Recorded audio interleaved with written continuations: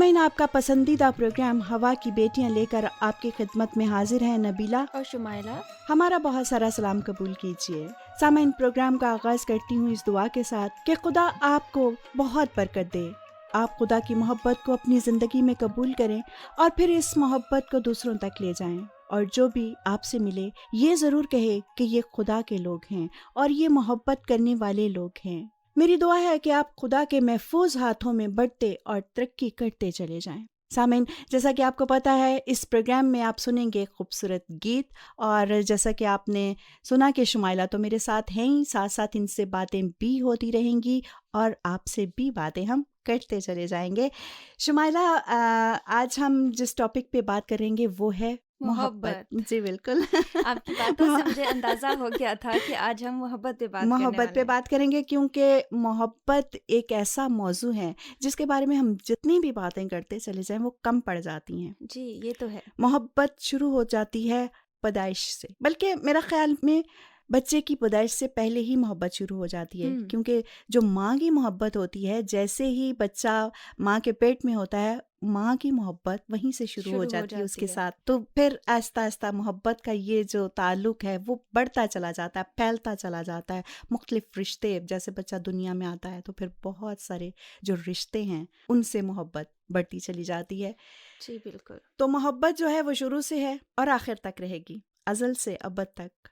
खुदा मोहब्बत है, खुदा से ही मोहब्बत शुरू होती है। आगाज़ ही हमारा मोहब्बत से हुआ तो अंजाम तक मोहब्बत जो है वो हमारे साथ साथ चलती चली जाती है। लेकिन शुमाइला, एक बात जो मेरे जहन में आती है मोहब्बत के लिए, जब हम मोहब्बत का जिक्र करते हैं तो कुछ थोड़ी सी ना हिचकिचाहट सी महसूस करते हैं लोग मोहब्बत के बारे में बात जी करते जी हुए। बिल्कुल, जैसे आपने जो बातें की हैं वो तो बिल्कुल सच हैं, लेकिन जो हम अपने माशरे में मोहब्बत को देखते हैं वो बिल्कुल फ़र्क नज़रिए से देखा जाता है। लगता है जैसे जैसे दो लोगों का ताल्लुक है मोहब्बत से, मोहब्बत, लड़का और लड़की। लड़का और लड़की, और इसी में ही वो जो लड़का और लड़की है वो चलते जाते हैं, किसी को कामयाबी हो जाती है कोई और किसी नाकाम हो को जाता है। नाकामी हो जाती ये है। एक ताल्लुक जो है मोहब्बत का, ये एक अलग ताल्लुक है। लफ्ज़ जी जो मोहब्बत है ये तो बहुत वसी मायने रखता है ना। जी बिल्कुल, और मोहब्बत में मेरे ख़्याल में माँ बाप से मोहब्बत है, बहन भाइयों से मोहब्बत है, दोस्तों से मोहब्बत है, लेकिन हमारे यहाँ जो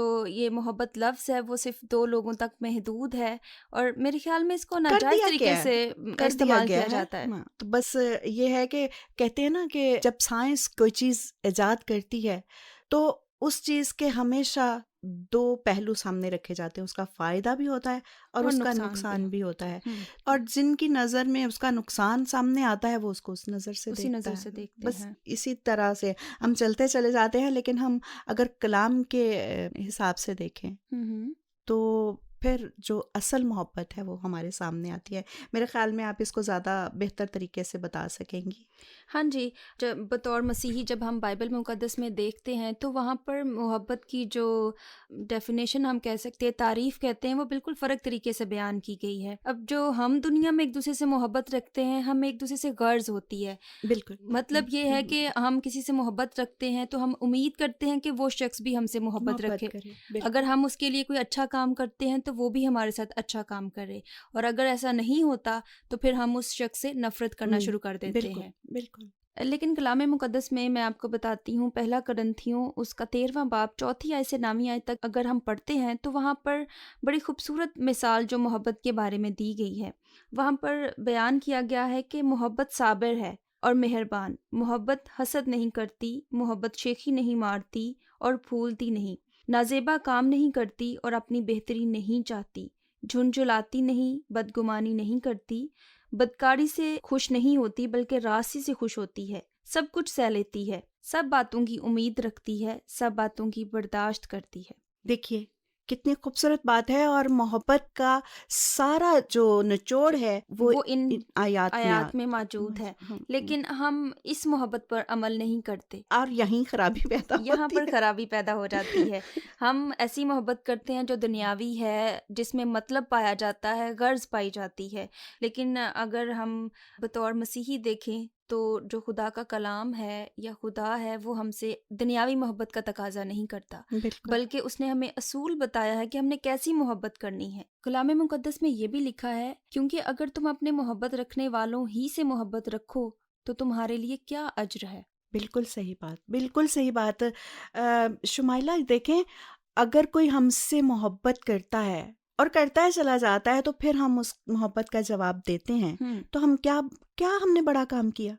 हम तो मोहब्बत का जवाब मोहब्बत से दे रहे हैं ना। जी, तो वो तो यहीं पूरा हो गया इसी दुनिया में।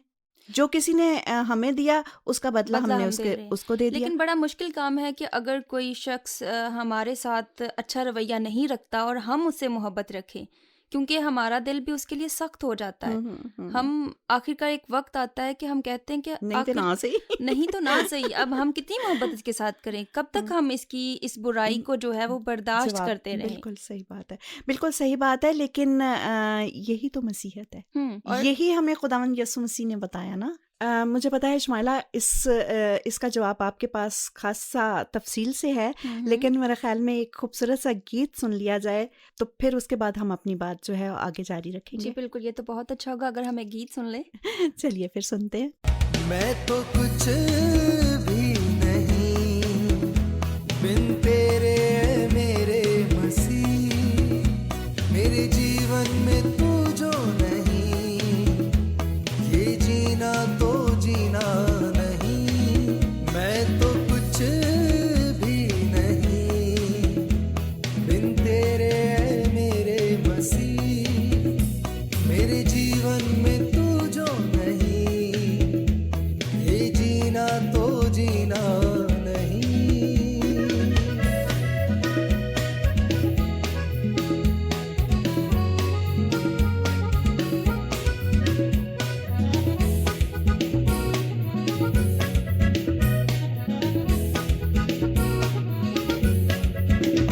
घर मिले मुझको दुनिया की दौलत सभी, ना हो मेरे खजानों। जी तो शुमाइला, मैं बात कर रही थी मसीहत के बारे में, कि मसीहत हमें मोहब्बत के बारे में क्या सिखाती है। तो आप बता रही थी कुछ, मुझे बताइएगा प्लीज। जब हम बाइबल मुकद्दस में देखते हैं कि जो खुदा है उसने अपने बेटे को इस दुनिया में भेजा, जी। तो उसका एक मकसद था। जब खुदा ने दुनिया में देखा कि इंसान जो है वो गुनहगार है और वो अपने गुनाहों को मिटाने के लिए या अपने गुनाहों का कर्ज चुकाने के लिए कुर्बानियाँ देता है, जानवर कुर्बान करता है, तो खुदा क्योंकि इंसान से मोहब्बत करता है, तो उसने अपनी मोहब्बत को जाहिर करने के लिए एक मंसूबा बनाया।